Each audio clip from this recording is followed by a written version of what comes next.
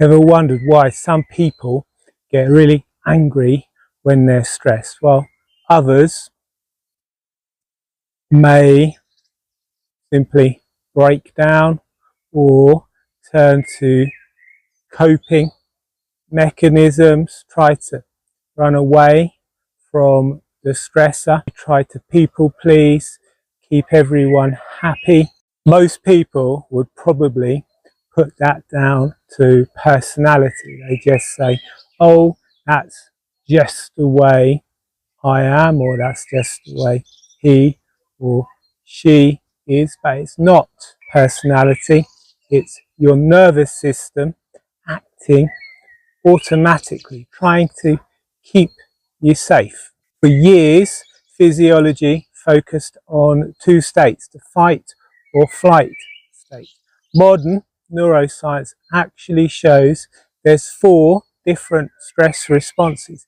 In this video, I'm going to be explaining to you what those stress responses are, how they were created, and I'm going to share with you a 3-minute practice you can do to identify your own stress response. These survival strategies are managed entirely below conscious level, and they were often learned very early on in life, in your childhood, as a way to maintain connection and safety, because to a child, connection equals safety.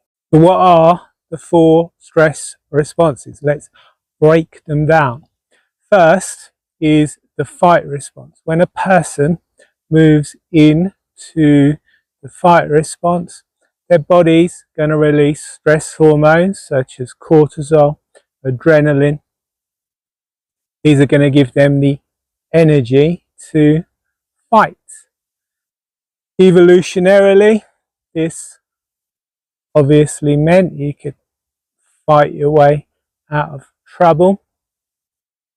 In the modern world, it usually manifests as irritability, flying into rages, becoming narcissistic and abusive. Then there is the flight response.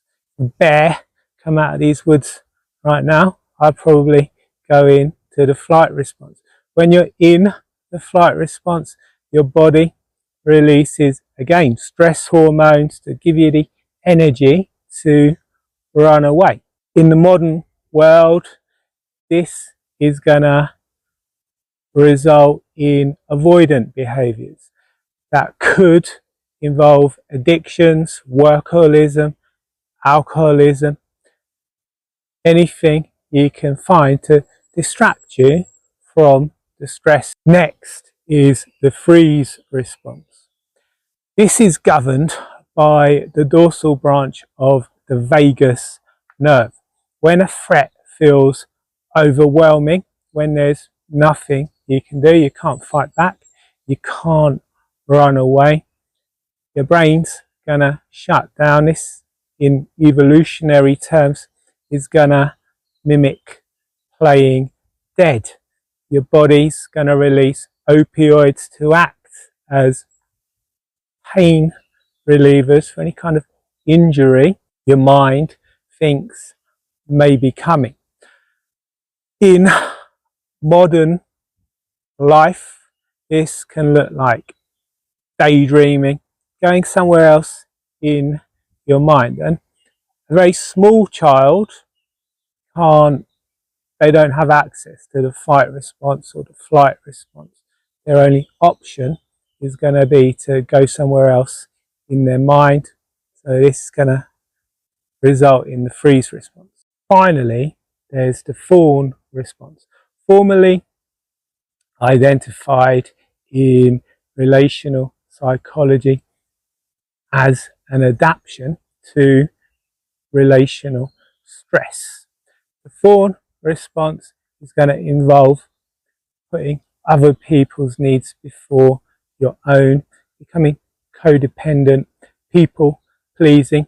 this response is going to become developed in childhood. A child obviously can't fight back, can't run away. Freezing is probably going to put them in more danger, so they learn to fawn, to put their parents' needs before their own, or to become overachievers, to do well at school or in sports, to keep their parents happy. We all have innate emotional needs, like the need for security, control and status. When our environment or our relationships threaten these needs, our nervous system is going to switch into one of these 4 stress responses. It happens automatically, and until you become aware of your stress response, you can't do anything about it. By becoming aware, you can take steps to soothe your nervous system, to make yourself feel safe and to overcome those stress response issues. On my website, I have a new survey. It takes about 3 minutes to complete. It will help you identify what your primary stress response is. So go to my website, markstubbles.com/quiz to take that survey. Thank you for watching. If you've liked this video, found it useful, hit the like button, subscribe to my channel. Goodbye.